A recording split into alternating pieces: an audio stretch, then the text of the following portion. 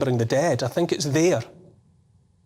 Yes, I absolutely agree with you. I want you to imagine a busy comprehensive school, my old school, 1,600 kids, all sorts of kids, the whole world's there. It's a comprehensive. It's in the middle of the day. 11 o'clock falls in the middle of their break time on the 11th of November. And we say that when we hear the bell, we're all going to fall silent, okay? 1,600 ordinary kids. And at 11 o'clock, the bell sounds, and I looked out of the staff room window and I saw an entire school fall silent. Kids stopped where they were. Now, that is extraordinary, and that shows that young people today are still engaging with this in a very moving way.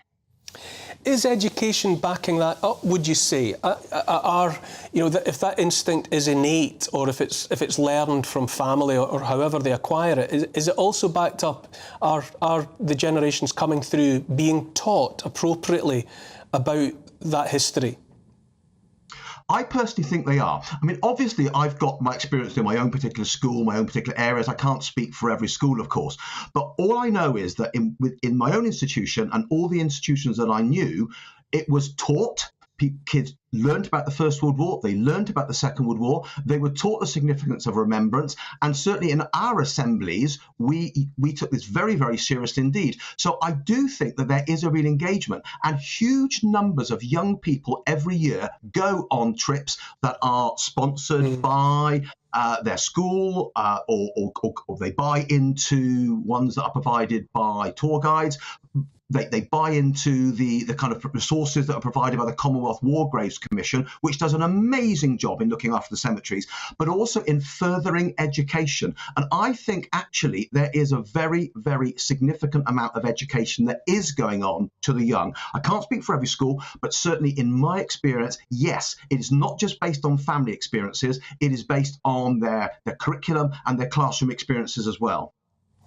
Lembit, the symbolism that's brought to play is very potent, isn't it? You know, around remembrance, you know, the 2-minute silence on the date, and then everything that happens on the Sunday, the last post, the poppies, the laying of the wreaths.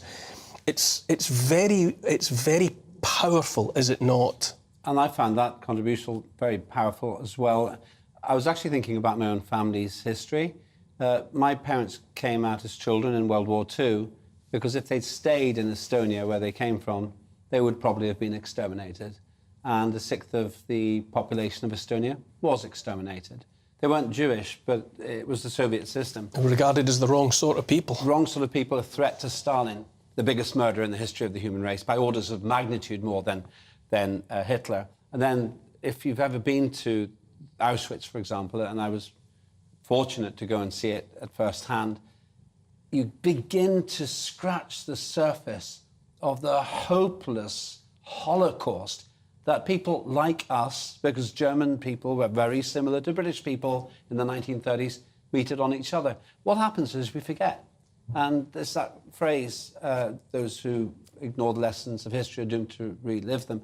That's the danger for us. We get complacent. Lisa, you were talking about the community that's your genetic inheritance, you know, and it was communities like yours that were hollowed out by these experiences. Absolutely, and I remember as a small child, and so I was a small child in early 1970s, and my mum would take me to the sort of local remembrance, and she was a socialist. My mum was a socialist, a trade unionist. Our politics were all about being working class, but still she understood what that meant to our communities, that we were the first to go on the front line. And that is what I was taught, and that is what I've taught to my son as well. The memory's holy, I think. It's sacred. But it's the narrative as well. It's how we get to tell those stories. And Remembrance Sunday in November, particularly November, I think, it's a very reflective time. It is for me. I think even people whose stories aren't normally prevalent, we get to tell those stories in November. So the Tommies who were on the front line, the lads that were in Dunkirk, like my granddad, we get to tell those stories. Yes. And it's not about the chiefs and the leaders and the and it is about our story. So I think it's very important. Yeah, Tommy Atkins. Martin, how does this chime with what's happening, whereby so much of British history is being rewritten at the moment, and Britain is being painted as responsible for most of the trouble in the world? How does the telling of these stories and remembrance sit in that context of Britain as the baddie? Well, I think what happens at Remembrance is it gives us an opportunity to think about the good and the bad. It allows us that opportunity to reflect on what are the best values, what are the good values, what are the precious values that in fact are worth dying for and worth defending. But it also gives us an opportunity too, I think, if we are open-minded, to reflect upon the complexity of history. So, for example, something like 900,000 UK citizens, civilians and soldiers died in the First World War. But something like over 1 million Indian and African soldiers and civilians died as a consequence of the First World War. And that's something that often isn't spoken about. Now, to talk about that is not, if you like, to rewrite history to our detriment. It's to rewrite history to our greater remembrance. So I think the challenge is recognising what is good and wonderful and amazing, and there's much of that, but it's also recognizing, what are the problems, what are the blindsidedness that sometimes we as communities have.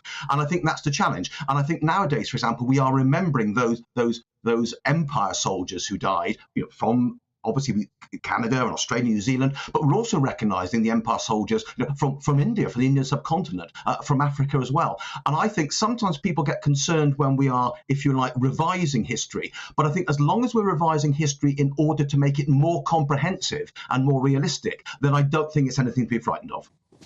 Great stuff. Martin Whittock, author and historian. Thanks for joining us this evening. Thank you. After the break, ID cards are back on the agenda, but are they a way to make our lives easier or a major threat to our freedoms? I'll be joined by a pair of guests to debate the issue. I'll see you presently.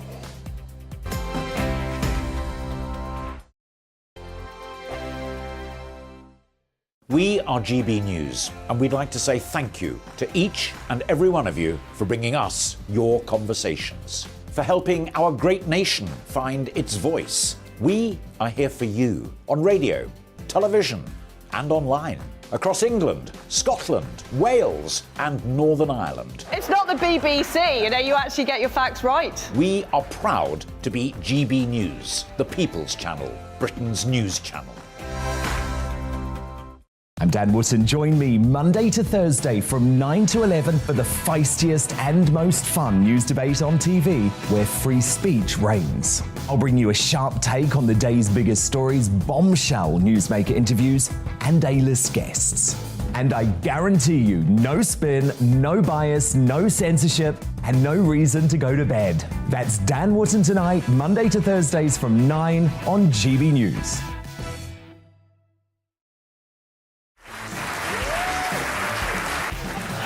My name is Andrew Doyle. Join me every Sunday evening at 7 p.m. for Free Speech Nation. This is a show where we address current affairs and news stories of the week with the help of two wonderful comedian panellists. I brought in comics because I want to give it a lighter edge, and also they work for less. See you there.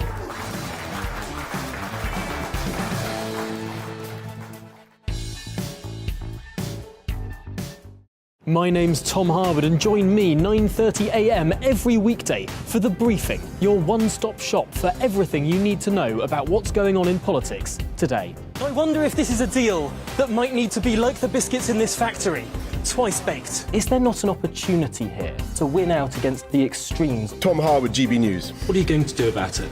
Things should have been done differently, and they certainly are being done differently. Don't miss it. The Briefing with me, Tom Harwood, 9:30 Monday to Friday on GB News. Every Friday and Sunday night from 9, it's Mark Dolan Tonight. We're on the same page again. There's something weird happening. Let Ian finish. Don't be such a cranky. That mini budget was the tip of the iceberg. And on Saturday, my show just got bigger. From 8, it's Mark Dolan's Saturday Night In. You can't govern a country if you can't speak.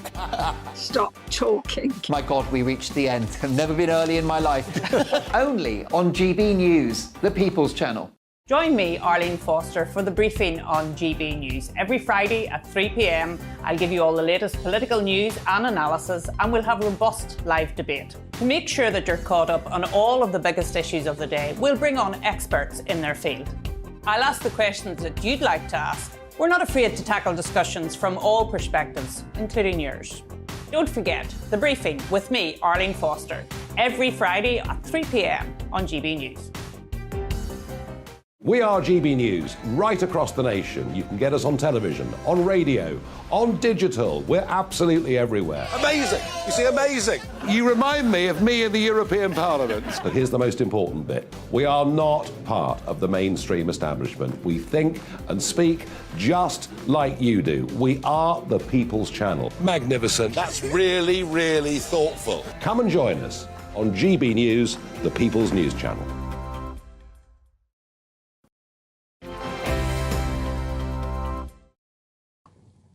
Welcome back again to Neil Oliver Live. Every day, governments seek more and more ways to digitise their citizens. Cheerleaders say such a future will be more convenient. Digital IDs are on the agenda again, but will they make our lives easier, protect our borders, or are they, as critics insist, the gravest threat to our freedoms and rights that we have ever contemplated? Joining me now to consider the pros and cons are Labour councillor Fatima Kamara and leader of the Heritage Party, David Curtin. Good evening to you both. Thanks for joining us. Evening. Good evening. Good evening. Fatima, I'll come to you first.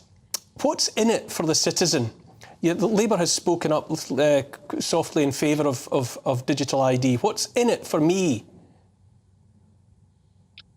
Good evening, Neil. Thank you for inviting me to your show. I think what I would want to start off with is actually just to say any sort of planning requires good logistics. So we need to have good logistics across the board.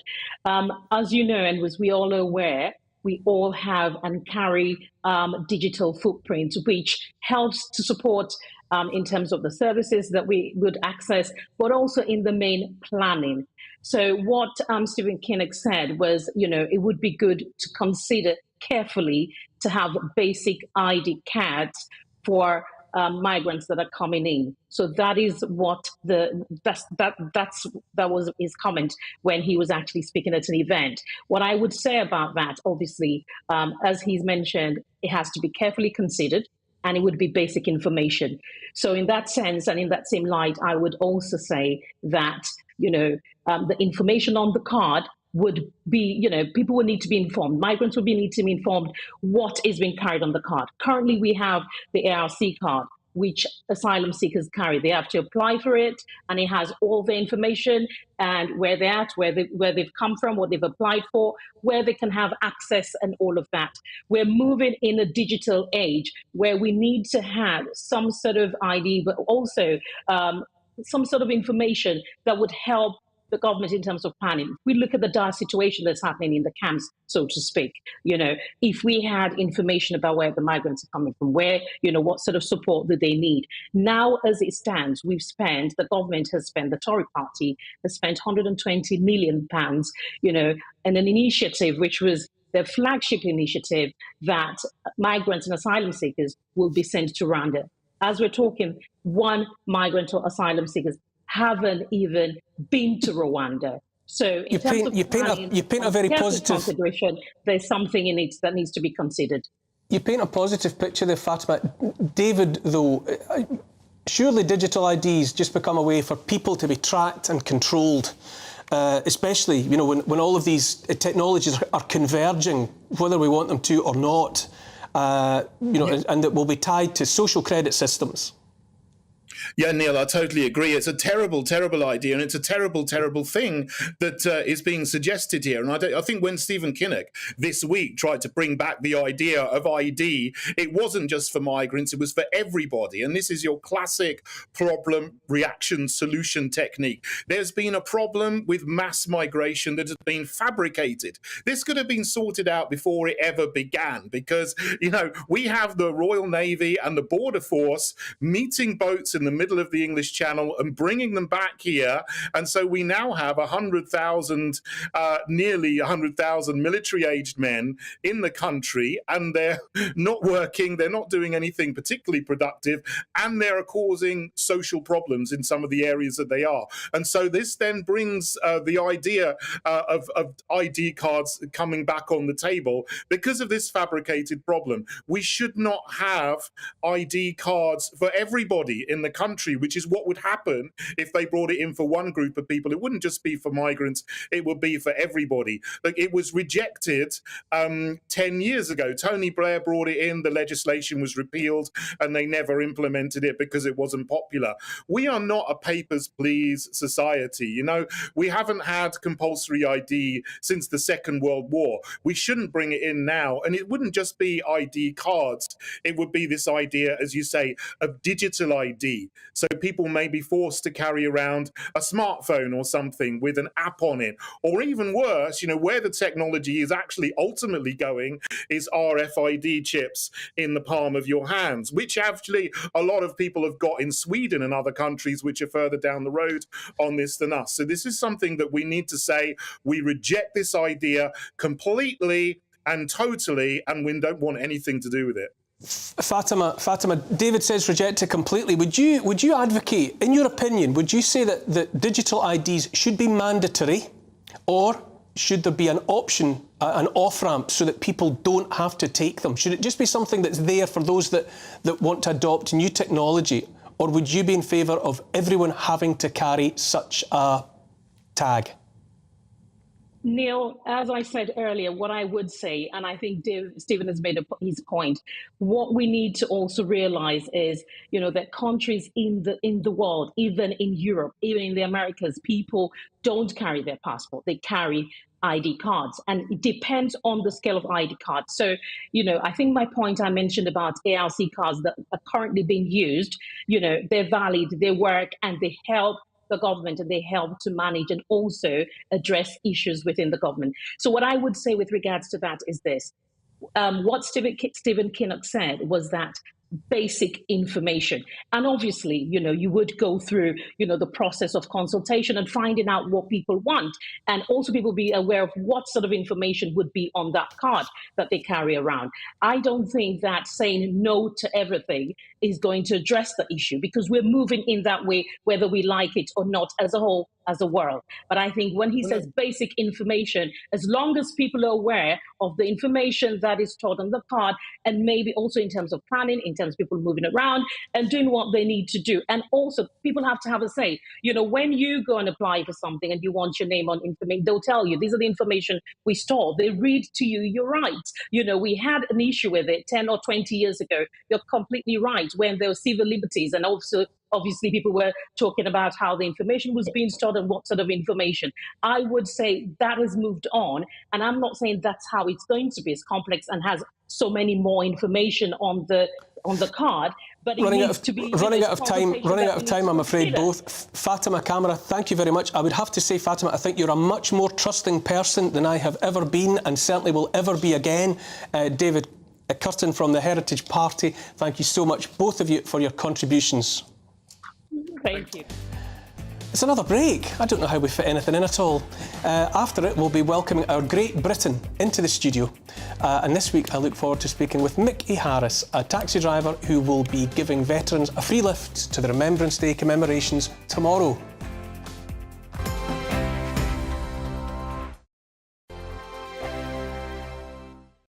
We are GB News. And we'd like to say thank you To each and every one of you. for helping our great nation Find its voice. We're absolutely everywhere. Across England, Scotland, Wales and Northern Ireland. On TV. on radio, and online. we're proud to be The People's Channel. Britain's news channel. Hello, I'm Michelle Dewberry, and you can join me every weekday 6 till 7 on Jubes and Kerr. Me and my panel will get stuck right into the day's events, and I can tell you, in fact, I can warn you, expect some robust debate, some strong opinions and perspectives from both sides of the fence. It's about you at home as well. I love to read out all of your comments, or at least as many as I can. So join me, Michelle Dewberry, Monday to Friday, 6 till 7 on Jubes and Kerr. Join my show Farage, 7 p.m. till 8 p.m. Monday through Thursday, and there you will get opinion, analysis, debate, and I'll cover stories that nobody else dares to touch. You've been cancelled. Join the club. Oh my goodness me. And then for the last 15 minutes, talking pints. We're over a drink. We have a civilised conversation with someone. We very often disagree, but we do it in a grown-up way. Come and join me on Farage.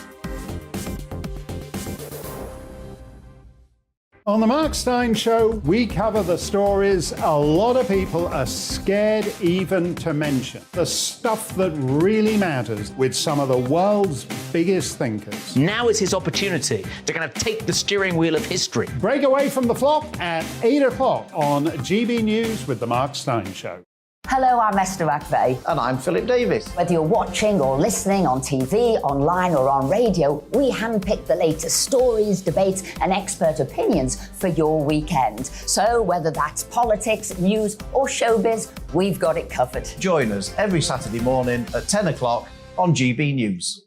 Hello, I'm Alastair Stewart, and I'd invite you to join me at noon on Saturdays and Sundays for Alastair Stewart and Friends. I've been in this business for over 40 years.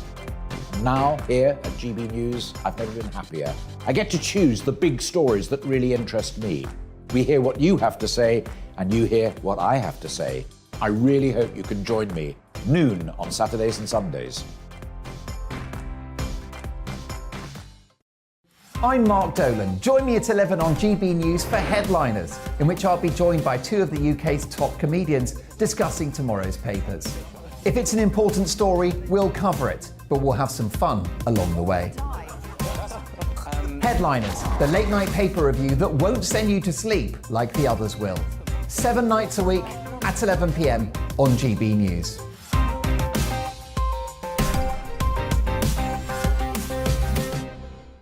Hi there, it's Stephen and Anne.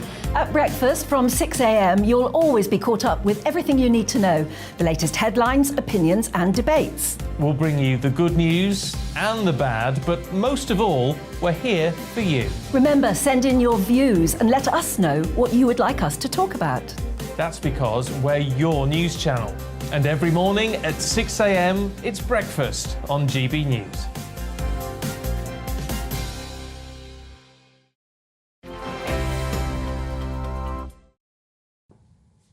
Welcome back to the show. As we discussed earlier, tomorrow is Remembrance Sunday. Veterans from all over the country will converge on London to attend the service at the Cenotaph and to take part in the parade, making life a little easier, taking some of the stress out of a day that's very special but also very emotional and exhausting, are hundreds of London cab drivers offering free transport for veterans. The Poppy Cab service has been operating for 13 years now.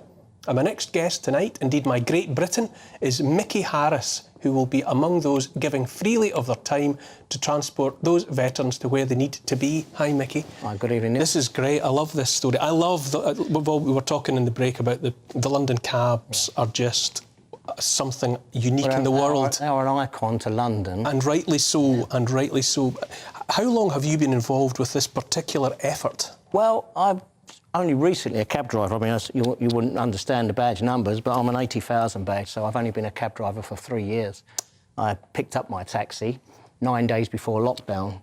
Perfect timing. Yeah, perfect it was. But I had a bit of time, and when I was doing the knowledge over the few years, I won't say how many, too many years of doing the knowledge, I spoke to many other cab drivers, and you become aware of the charity events that they do and the extra things they do. I mean, they do children's charities off to Paris, and we do military veterans off to Europe. They take the kids to the beach, don't they, and all that? There's quite a lot going on, and you don't really understand just how big a heart the London cabbies have for London. They have a real love for London, which I think is hard to fathom unless you're actually from London sometimes. But when you come here, you see it. And it's a special day. It's a unique day. It's an important day. But it must be a great help for the older people as they get older, as the years pass, to know that they can get this reliable transport back and forth. I mean, when it started off 13 years ago, 2009, it was a much smaller event, mostly out of Waterloo.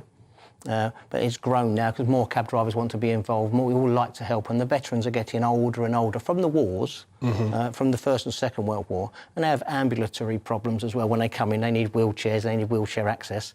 And although we have a good transport system in London, with the buses and the tubes, and it's not really suitable for all people at the moment, so we use the taxis to fill that void.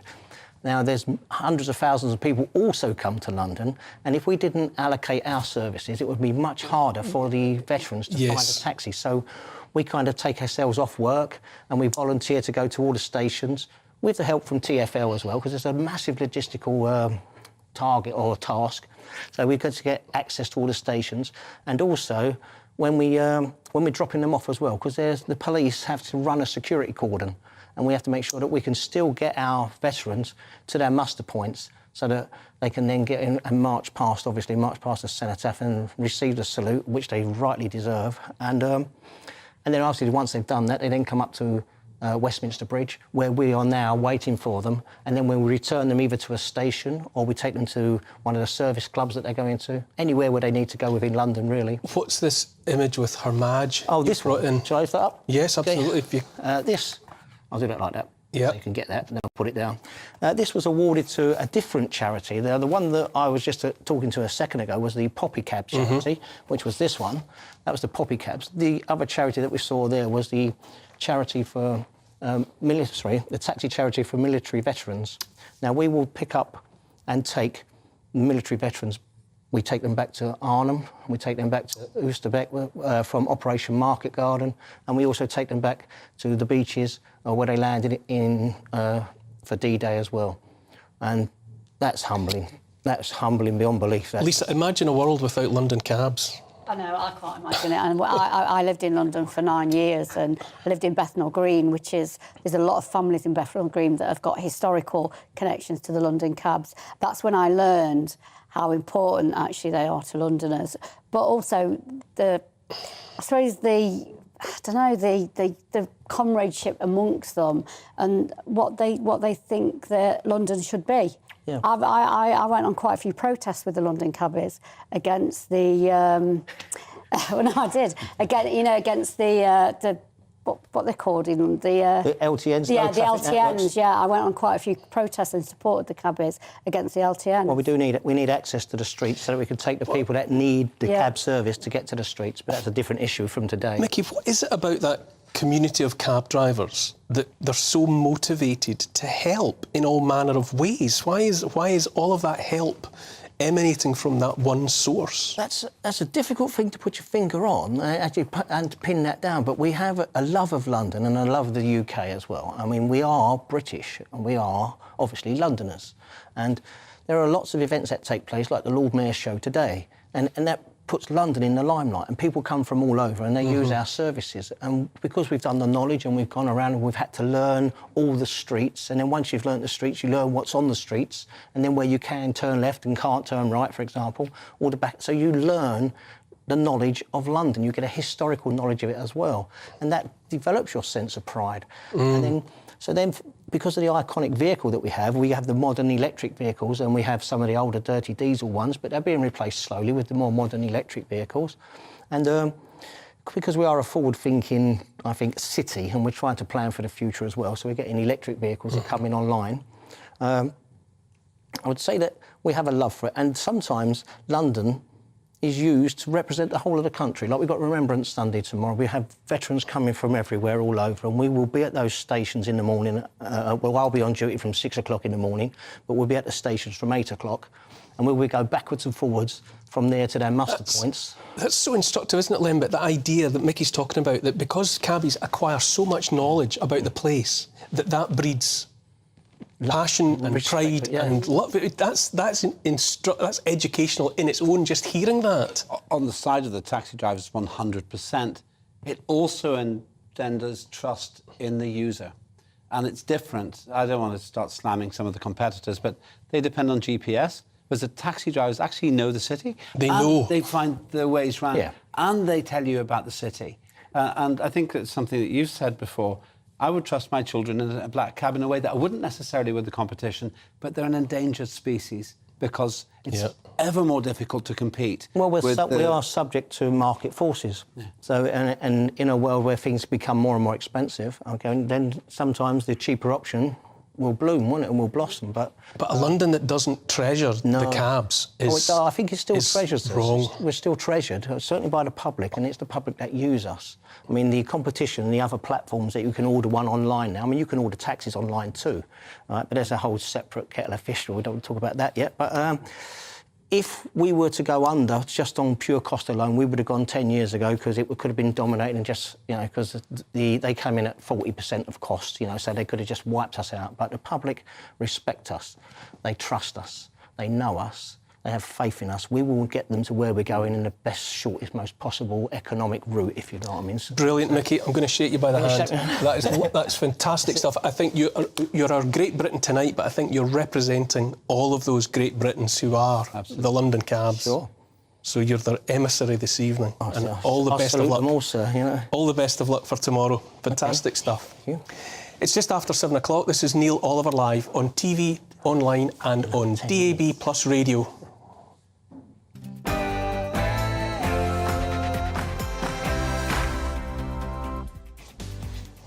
Still to come in the second hour of Neil Oliver Live.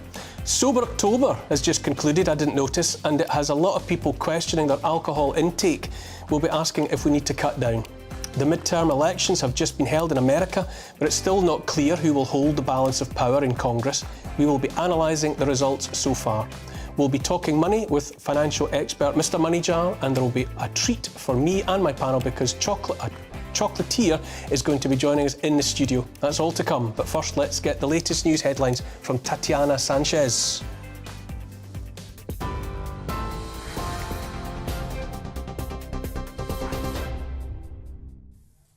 Thank you, Neil. This is the latest from the GB newsroom.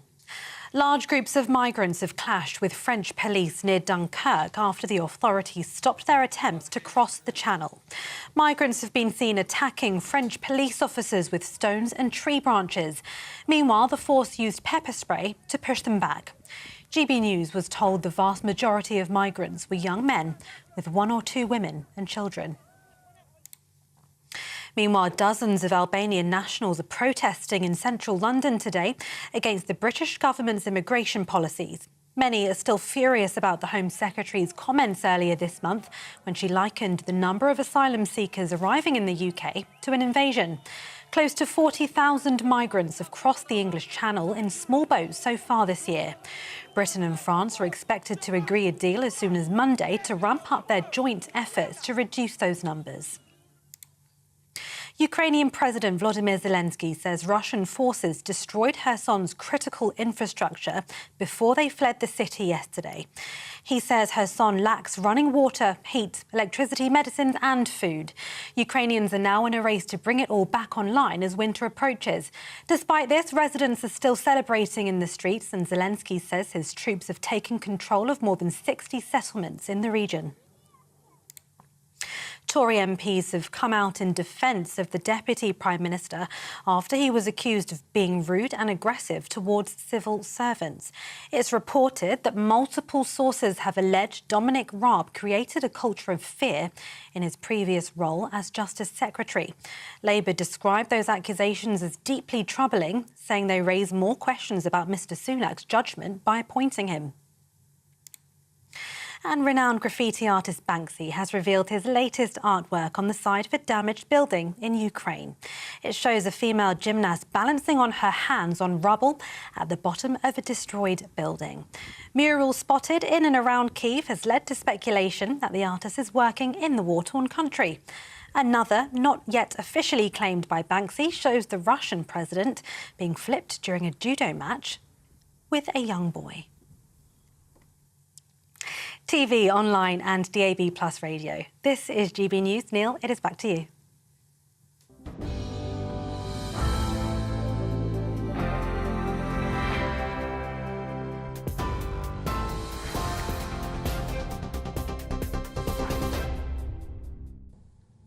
Thanks, Tatiana, and welcome back to Neil Oliver Live. You may or may not have noticed, but last month was Sober October, when many endeavoured to lay off the booze for a few weeks.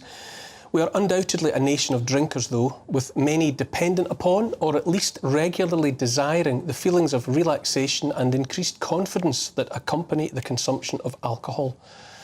After Sober October, many of you might be considering cutting down on your drinking or even kicking the habit altogether.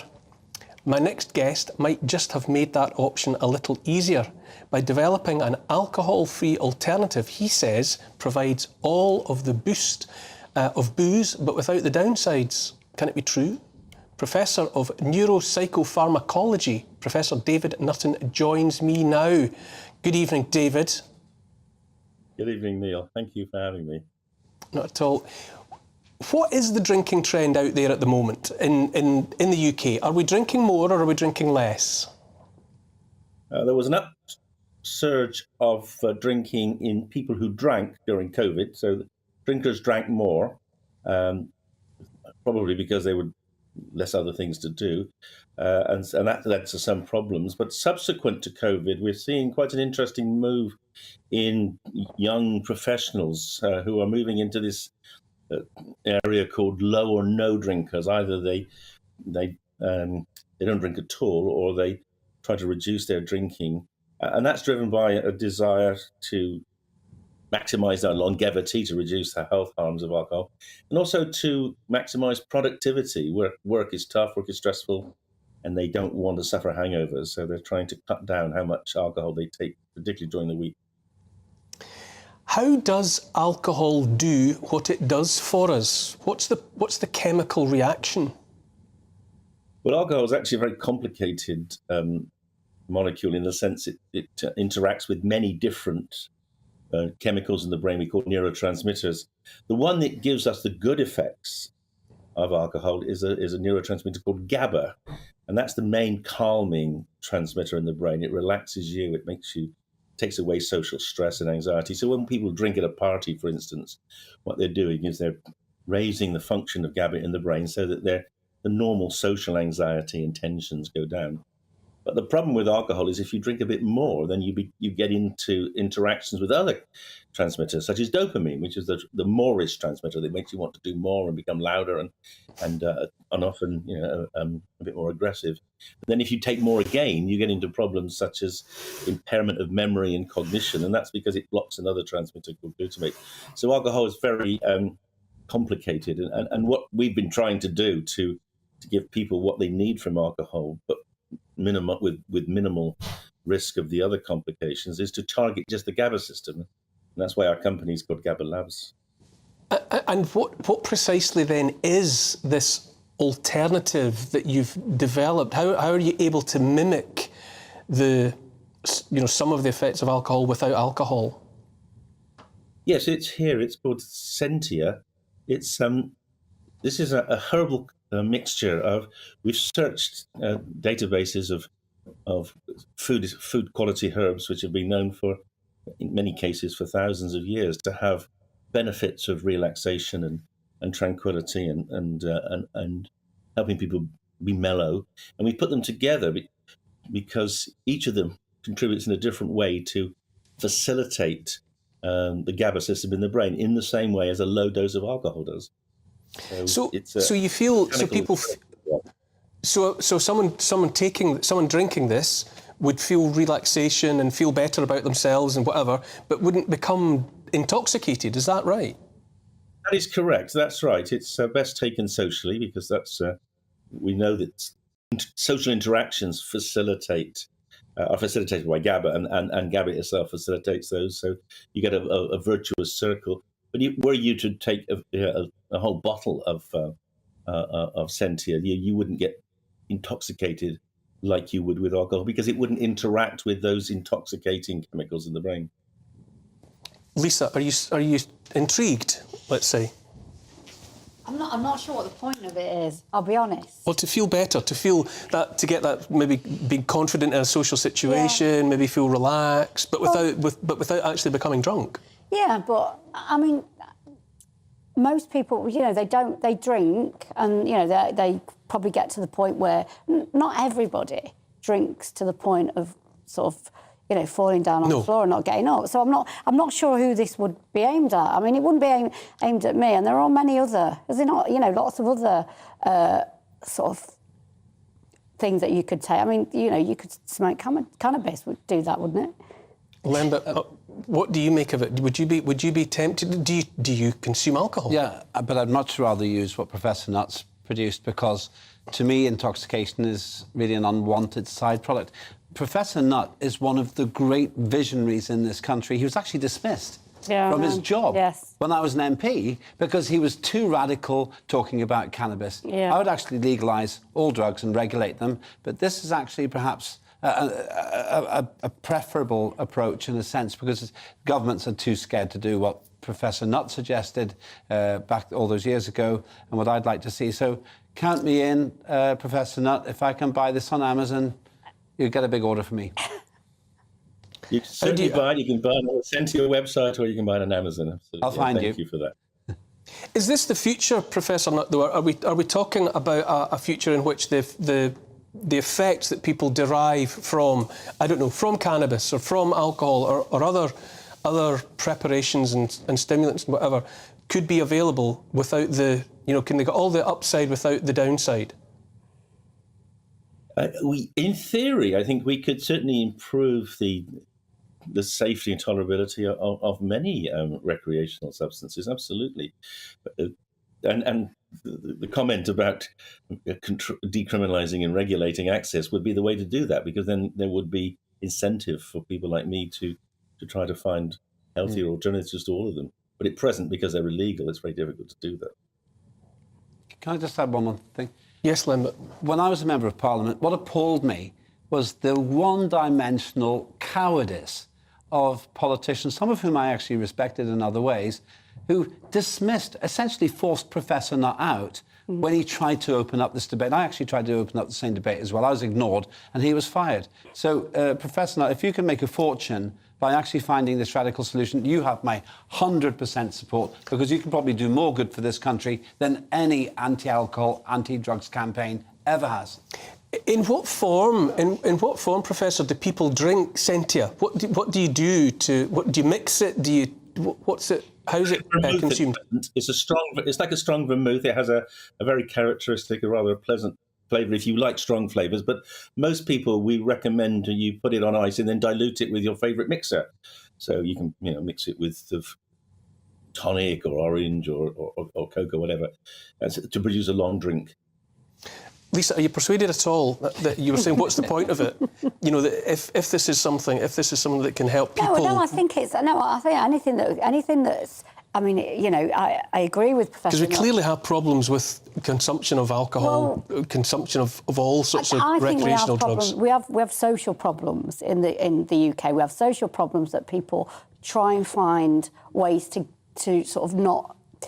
To just have a bit of respite from those social problems. To get away. Yeah. So that's where I would say my issue is, rather than whether it's alcohol or whether it's drugs, or for me it's about the social problems. So I'm quite happy for anything to be marketable if it's if people want to drink it. It's just that I probably wouldn't.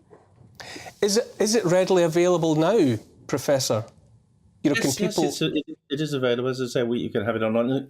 We're moving it into some cocktail bars. It makes there is, as I said, this move, particularly by sort of high aspiring professionals, to have a social drink which doesn't impair their performance or give them hangovers. So we're seeing it used in some high end cocktail bars as a mocktail, and it actually does make some rather splendid different mocktails, frankly, depending on what your bartender or mixologist can conjure up. I have to say, Professor David Nutt, I am absolutely fascinated by the prospect. It's piqued my curiosity, without a doubt. I would certainly be interested to experiment with Sentia and to let you know whether I thought it mimicked alcohol or not. Have to move on though. Thank you for joining us this evening. Thank you for enlightening us post Sober October about other ways of doing these things. After the break, exactly what is happening in the United States. The former Deputy Assistant to President Trump will bring us up to speed with those all-important midterms. It's another edition of Mark Dolan's Saturday Night In, a 3-hour extravaganza of opinion, debate and entertainment. From 8, it's the People's Hour, in which I'll be taking your video calls live in the company of top political commentator David Oldroyd-Bolt. We've got American politics and showbiz with the Queen of US media, Kinsey Schofield. Plus, I'll be calling out comedian David Walliams. Following his 4-letter outburst, it's another example of the hypocrisy of the elite. And in my big opinion, the party's over for lazy skivers working from home. We're live from 8.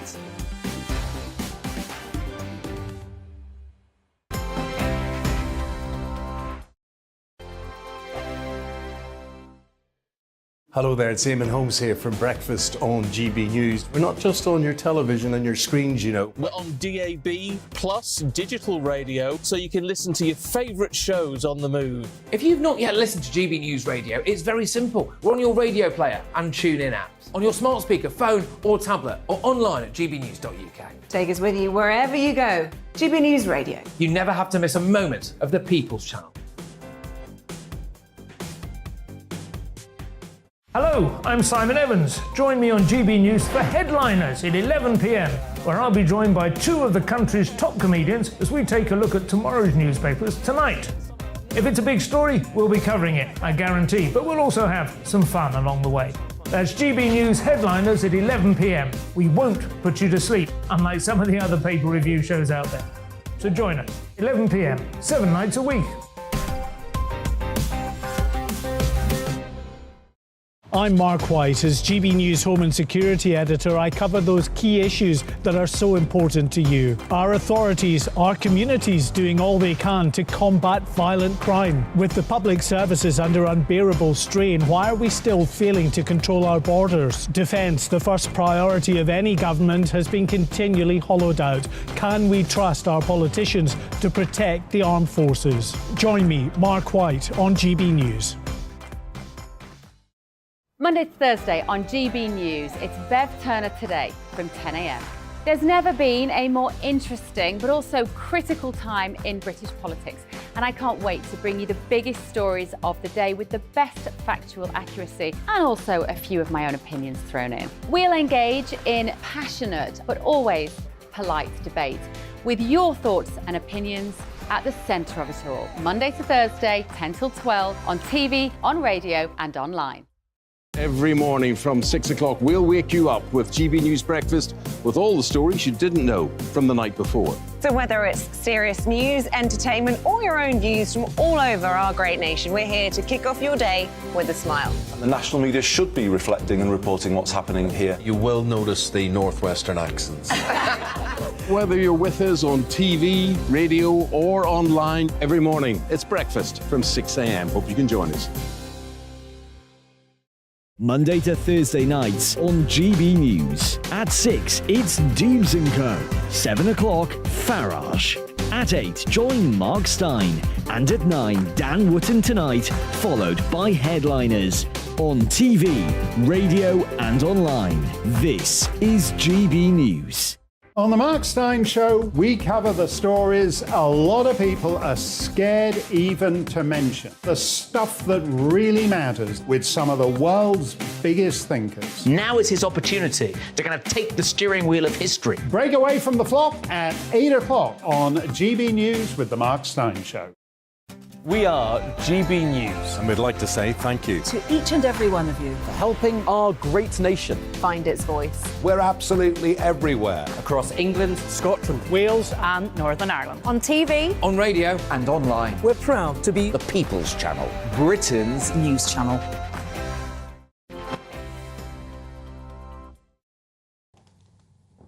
Hello again. The talk before the US midterm elections was all about a red wave, a red tsunami for the Republican Party. In the event, it was a close-run thing, so close that 3 days after the polls closed, the result remains unclear. President Joe Biden was even able to say the morning after that it had been a good day. Well, to bring us up to speed, we can cross to Washington now to speak to former Deputy Assistant to President Trump, Seb Gorka. Hello, Seb. How the devil are you? I'm good. It's been far too long, Neil. Thanks for having me back. No, it's great. It's great to see you. So I have to. Where was the red wave? Yeah, where was the red wave? But first things first, Biden saying it was a good day for the Democrats. They've lost the House and they may lose the Senate. Nancy Pelosi, the Speaker of the House, was fired by the American people on Tuesday. We'll see what happens with the Senate, but we have some serious issues. The majority of the candidates President Trump supported and campaigned for won their seats, but the fact that the nation that is the only country to have put men on the moon still on Saturday doesn't know who won the elections is obscene. And we have in certain states run by Democrats a change to the election system that is asinine. For example, in Pennsylvania, where this individual who had a stroke, Fetterman, incredibly won the election, they had 50 days of early voting, Neil, and half of the people in Pennsylvania elected their senator before he gave his first debate performance, which was a disaster. So my recommendation is, guys, can we have an election day, not an election month or an election year? And can we actually see people compete against each other before the people decide who to vote for? Why has that situation evolved, whereby it seems that Democrats vote by mail and Republicans vote on the day? Why has that come about? Well, there's a longer backstory to it, but the real change was COVID. So with Biden in the White House with key Democrat strongholds across America, they wanted to mail out tens of millions of ballots for the election, as they did in 2020, because there is a pattern that most conservatives like to physically control their vote. They like to go to the polling station, into the booth, and put their ballot into the box. Democrats are very good at what is called ballot harvesting in those states where it is permitted, and have anybody go around collecting other people's ballots beforehand, because they're very, very organized. So there's a difference of opinion. Conservatives want to vote on election day. Democrats want to organize a big harvest of their votes. That's not good for voter integrity and for preventing election fraud. Now, to go back to Biden saying good day, I suppose, it is traditional, isn't it, that you get a midterm defeat for the party of a first-term incumbent president. You know, Obama lost 63 seats in the House, Bill Clinton lost 52, Trump lost 40 in his turn. So I suppose you could say that when he called it a good day, you know, that doesn't seem to have happened against all the expectations of the pollsters. So was the media driving a strange narrative when it said there'll be a red wave? Without a doubt. And one of the first things I said on Wednesday morning on social media on my daily radio show is, can we just delete the word expert? Experts don't exist anymore. How many times have we been told experts on COVID, experts on Brexit, experts on what's going to happen in the midterms? And they always get it wrong. I had one of the quote unquote, best experts on my show 3 days before the election, and his predictions were totally out of whack. So yes, there's a lot of reevaluation we have to do, Neil, when it comes to who we judge to be experts. Indeed. To move on a little bit, do you understand Mr. Trump's attitude to Mr. Ron DeSantis, who has to be said won by a landslide? Do you understand that apparent antipathy that's playing out at the moment? Oh, completely, utterly. So you have to understand that President Trump, who received more votes than any other incumbent president in American history, 74 million votes, for the last year, fake conservatives, we call them rhinos, Republicans in name only, have been constantly throwing him under the bus, saying his time is gone, he needs to get out of politics, it's done and dusted, and we need somebody new like Ron DeSantis. And Ron, who would not have been the governor of Florida were it not for President Trump endorsing him and campaigning for him. Ron has refused to even comment on this idea that he is the new replacement for President Trump. So I was at Mar-a-Lago on Tuesday for the election. I was with President Trump, and he's just frustrated. I mean, the man who changed conservative politics in a way we've never seen before, the man who received more votes than any incumbent president, is being jettisoned by the establishment. And Ron DeSantis is just a tool being exploited by the people who hate President Trump in the establishment. And he needs to step up and say, no, I'm grateful to Mr. Trump. I'd love to serve in his cabinet. But even if he runs against President Trump, he needs to start being honest about his intentions. So he's a great, great governor for Florida, but he needs to comment about what the establishment is doing in terms of exploiting his popularity. Seb, what's the atmosphere like where you are and nationally? You know, what's the feeling? And as you're still in this liminal limbo, not knowing quite what's going to happen, what's the feeling?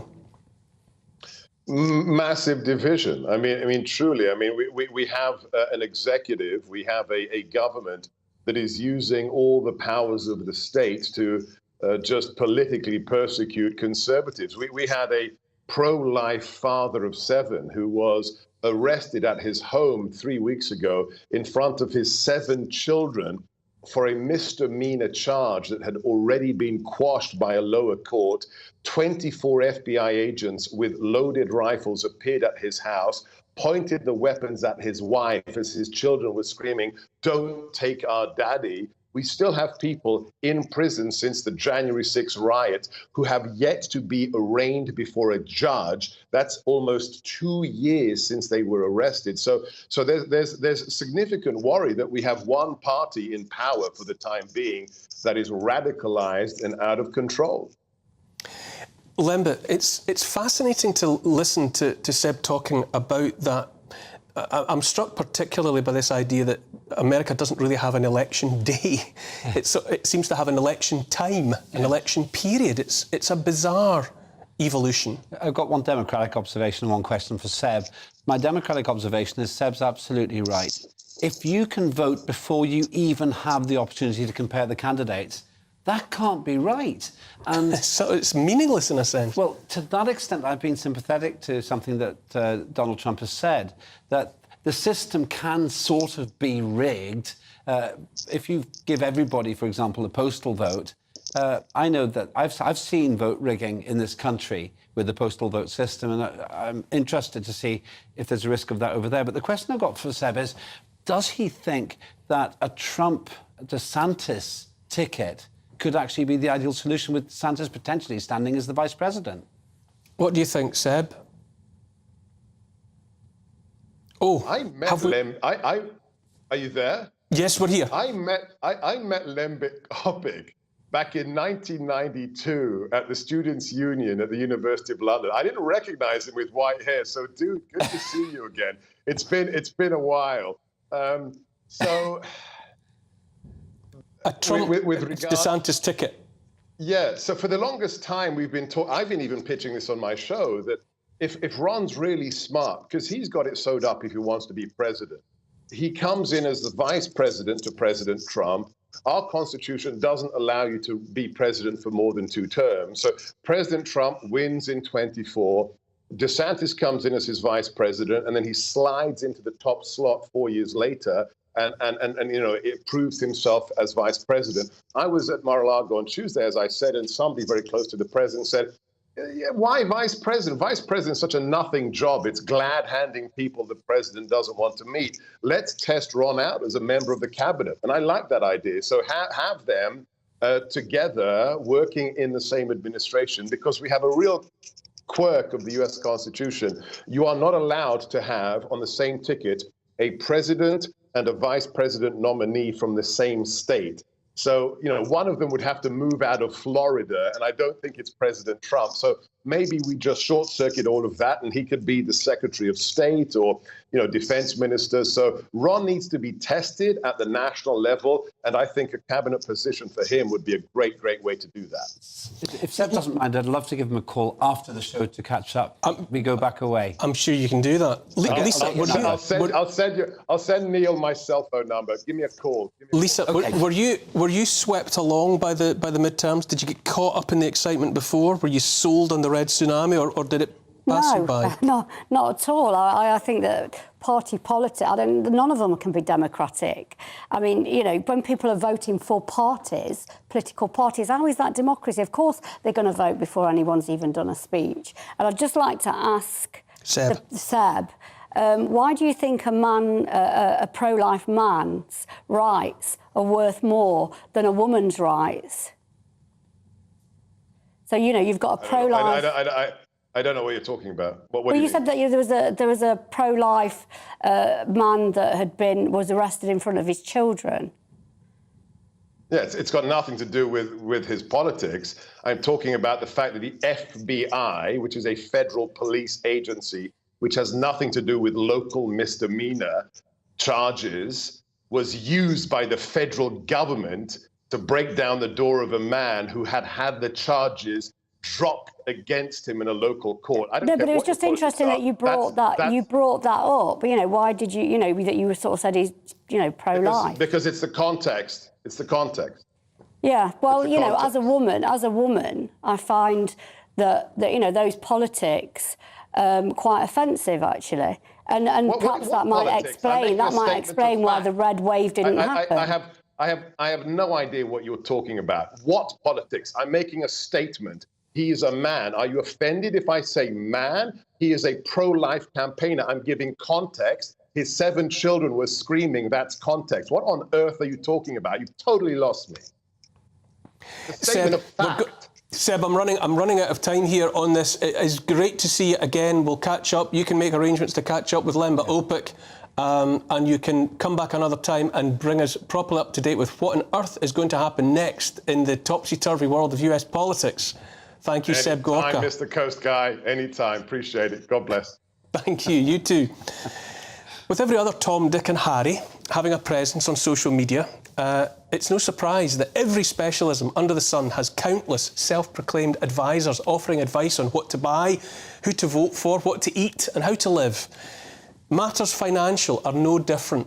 And when it comes to investments, more and more people, especially the under 40s, are turning to faces they see on TikTok, Facebook and YouTube for advice on what to do with their money. But since those online experts need no qualifications before offering their wisdom, how can we know who to trust? My next guest is altogether different, being the award-winning founder of a British-based financial education company. Timmy Merriman Johnson, aka Mr. Money Jar, joins me now. Hello, Timmy. Hi, Neil. Thank you very much for having me. No, a pleasure. It's a pleasure. First of all, what is your story? What brought you to where you are now doing what you're doing? Sure. I studied law at university, so I didn't do anything financial, but my first job out of uni was at a financial PR company, and I was on the research team. And many of our clients were banks and investment houses and fintechs. And in order to be good at my job, I had to familiarize myself with the world of finance. So there was loads of terms and jargon flying around the office, and I just became curious and began to research and read about things for myself. How much of a problem, then, is this proliferation, let's say, of financial advice online that you're paying attention to? Well, the first thing that I would say is that I'm not a financial advisor, although there are financial advisors online who do have preferences. I prefer to refer to myself as an educator, so I give financial guidance, and the delineation there is more that financial advice is quite specific. You'll take a lot of information from your client and then give them very specific advice on what they need, whereas guidance is more focused on the how, so how things work. And that's more about taking information that already exists out there and just breaking it down to make it more accessible. Are you hearing about people being badly affected, being led astray, I suppose, by what they're watching on social media? Of course, in any group of people, you're going to have your share of bad actors, people that are trying to take advantage of people. But I think you have your share of good actors too. And for the people who are actually trying to help, they have zero incentive to mislead people. That's your face, your likeness that you're putting onto your platform. And if you try to take advantage of people, people will stop following you and you'll lose your platform very quickly. Lisa, it is quite a thing, isn't it? I mean, I suppose it's inevitable with the proliferation of social media, and it's so woven into so many people's lives that, but the thought of people taking financial advice from faces that they see on TikTok or Facebook, that is quite a prospect. But I think he's got it right that there are good actors and there are bad actors, and social media is a representation of society itself, isn't it? So does that mean that you can go into a bank, or you can go into a loan shark? There's lots of ways that you can find financial advice that offer good actors and bad actors in. Yeah, if you walked into a bank though, or another official financial institution, you'd have good reason for thinking that people you were encountering had qualifications to do with money. You would, but as we all know, that even in the real world as such, that there are bad actors, and and sometimes those bad actors also work in banks. Do you remember the PPI scandals? The way that banks sell products that are not actually for the good of their customer. So I think I'm not one of those people that think everything that on social media is negative or bad.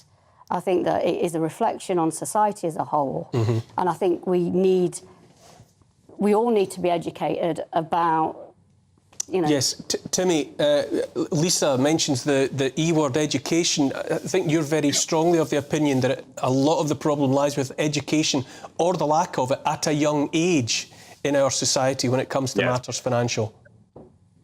Yes, so quite interesting this week, new research from Virgin Money showed that a lot of the people use it, like consuming this information, so Generation Z, 18 to 24-year-olds, whilst we may think of them as a financially irresponsible generation, they're actually very financially conscious. So 27% of 18 to 24-year-olds care about their financial security versus 18% of over 55s, according to this research. And also 7 in 10 care about how the current economic climate will affect their short-term and their long-term goals. This is a group of people who are living through a very difficult time right now, the cost of living crisis. Probably would have gone to school or university amidst the pandemic and lockdowns, which is not something that I can even imagine what that's like. And so I think as long as people aren't on the internet giving prescriptive financial advice, and it's more about this is how stuff works, these are your options, I'm all for that. And as your colleague said, social media is basically an amplifier for what people were doing already. So if people were trying to mislead people in the past, then you can do that on an amplified scale with social media. But equally, if people were learning in the past, now you can learn in your bedroom if you want to. If you want to teach people, you can teach tens of thousands of people. So it's just a tool at the end of the day. Yes. Lemba, I don't know about you, but I don't remember getting anything about the way money worked when I was at school. Not a word. It wasn't really a problem. Back in the 80s, your parents did all that and you got pocket money. But there are two thoughts I got, very simple thoughts. First one is, people, I think, turn to social media because they don't really trust the establishment.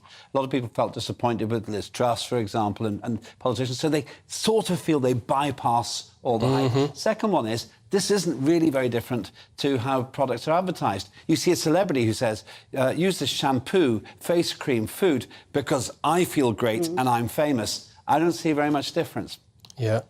Is that... Sorry, Lisa. Yeah, I think... I do think that, younger people often get a bad hit for who they are and what they don't know. But actually, they do understand and can sort of go through social media. They understand that some Instagram posts are sponsored. They know what that means.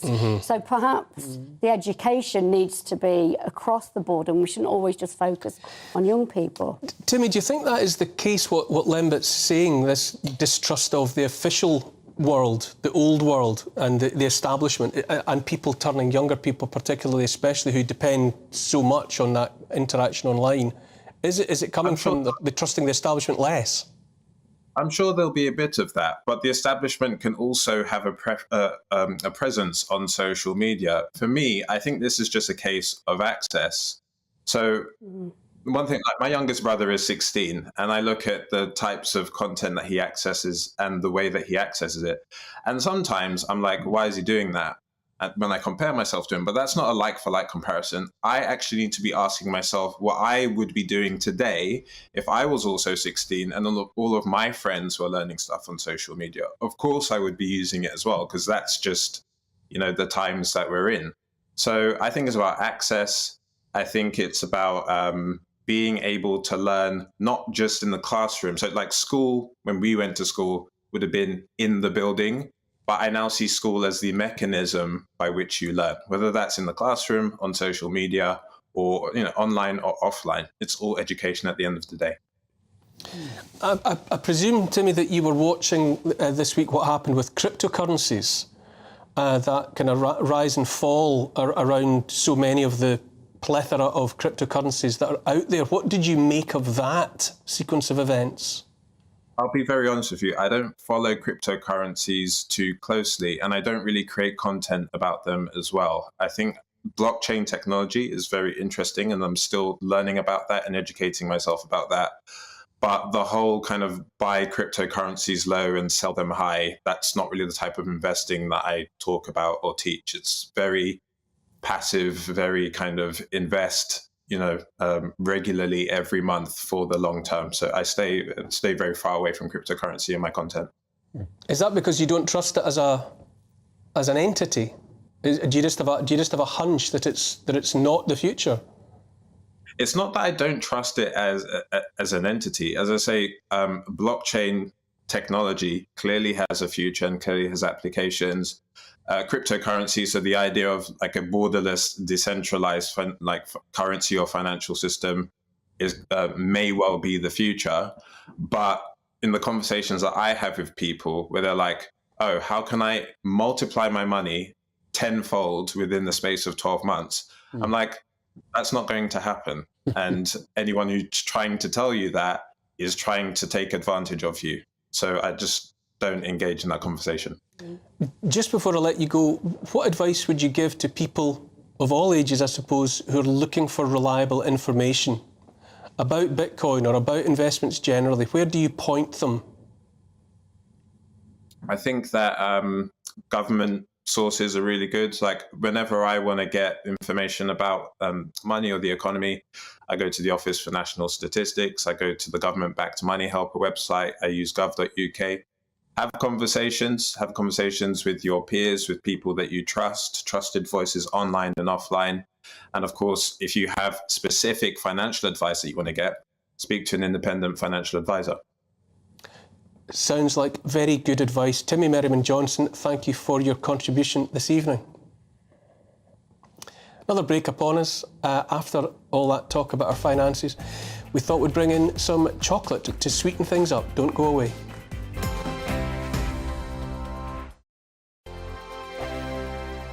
We are GB News, and we'd like to say thank you to each and every one of you for bringing us your conversations, for helping our great nation find its voice. We are here for you on radio, television, and online, across England, Scotland, Wales, and Northern Ireland. It's not the BBC, you actually get your facts right. We are proud to be GB News, the People's Channel, Britain's news channel.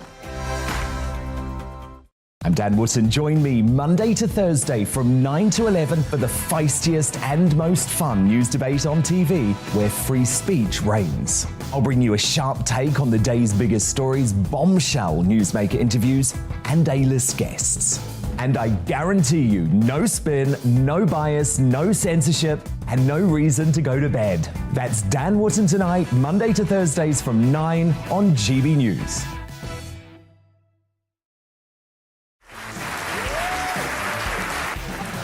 My name is Andrew Doyle. Join me every Sunday evening at 7 p.m. for Free Speech Nation. This is a show where we address current affairs and news stories of the week with the help of two wonderful comedian panellists. I brought in comics because I want to give it a lighter edge, and also they work for less. See you there.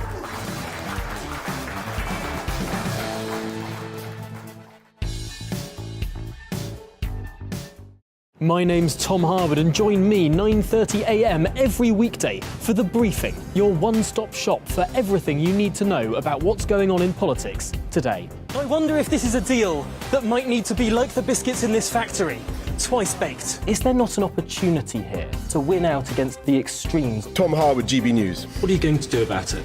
Things should have been done differently, and they certainly are being done differently. Don't miss it. The Briefing with me, Tom Harwood, 9:30 Monday to Friday on GB News.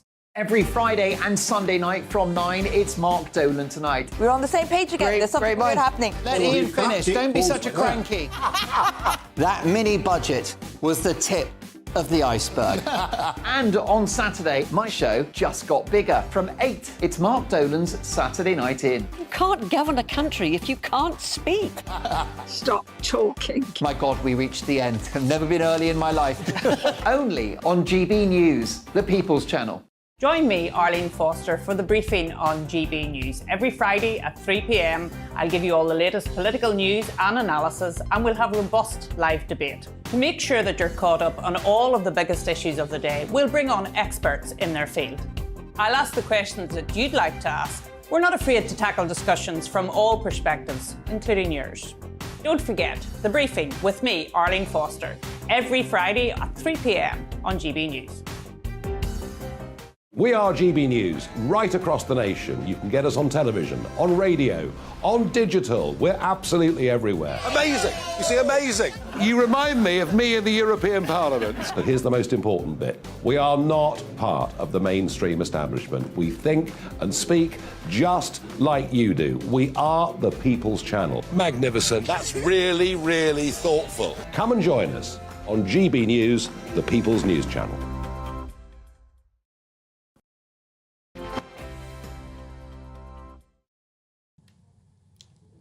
Oh, we're back. We're back. I was in deep in conversation with my next guests there. So bear with me while I reassemble myself. Here we go. With the nights getting darker and probably colder, given the way energy prices are going, it surely matters to make every effort to seek out the sweetness in life. I'm certainly of the opinion that where there's chocolate, there's life. Cocoba Chocolate Limited started out in 2012 with a modest pop-up kiosk in Kent, inspired by their founder's childhood memory of drinking hot chocolate made by his grandfather, not from powder but from actual chocolate bars. My final guest this evening, Naomi James, marketing manager from Cocoba, has brought along some offerings guaranteed to lift the spirits. Hello, Naomi. Hello. Thank you for bearing with me while I reassembled myself in front of the audience there. Why do you think so many of us find comfort in chocolate? What's the magic? I think it's just a really nice experience, isn't it, to sit and have either a bar of chocolate or a nice hot chocolate. You have it with friends. You might gift it as well. So, but it is thought that it contains certain substances that drive well-being, does it not? A bit like alcohol, but different. Yeah, I think so. Yeah, so I think it makes you feel happy, it makes you feel good. So yeah, I think all of those things. So universal, isn't it, Lisa? Chocolate. It is, and I think that was probably what I was a bit sceptical about with Professor Nutt. Is I think sometimes you just need the full-fat version of life, and chocolate for me is completely the full-fat version of life. Without further ado, Naomi, what are we dealing with here? So first, the drinks, maybe. Yeah, the drinks. So the one with marshmallows is our boozy-inspired hot chocolate. So that one's an Irish cream flavour without alcohol. So that's really that's one of our newest ones. So it's great to enjoy, but you can always add a tipple if you decided to. And that one we do it. That's like a trio. That's of hot very special, bars. actually. Nice. Yeah. So there's another flavour of rum and amaretto in that selection. So if you're all fan of those as well. Okay. Yeah, and the other one is our salted caramel flakes, and that one is also one of our best sellers.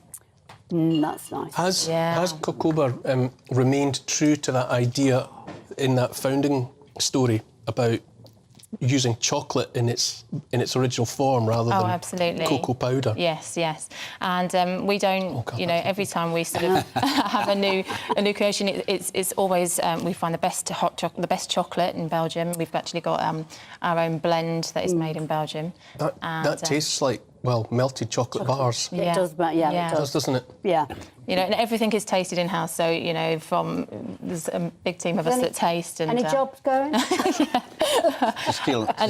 if it doesn't taste good, it doesn't go out, simple as that.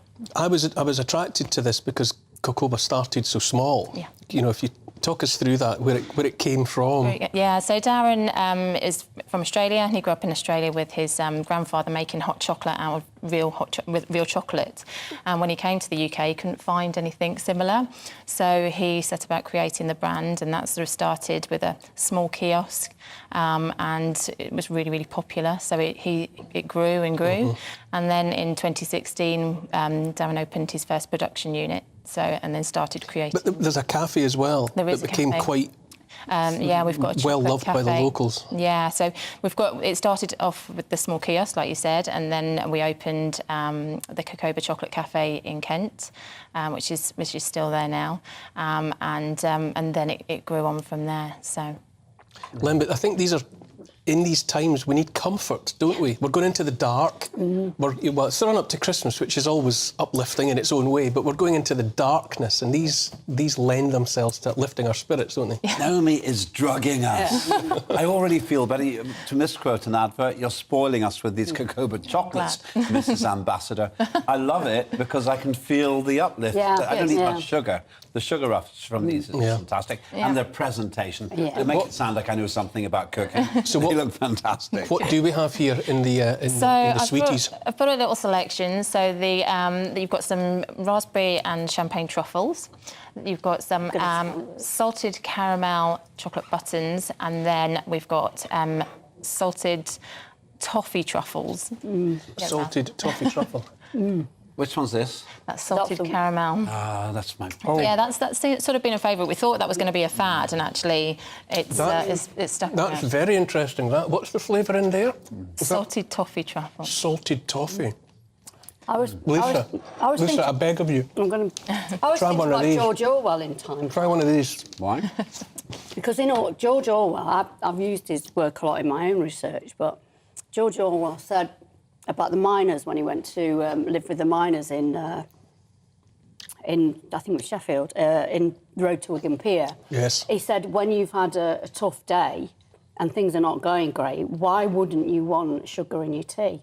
And it's the argument, against, sort of austerity. Because one of the arguments was that the Daily Mail at the time was saying the poor have too much sugar, they should have more healthy food, etc. I've heard that recently. Yes, I know. It goes around, comes around. Yes, it always does, yeah. So it always reminds me that, we need a bit of sugar in the tea, don't we?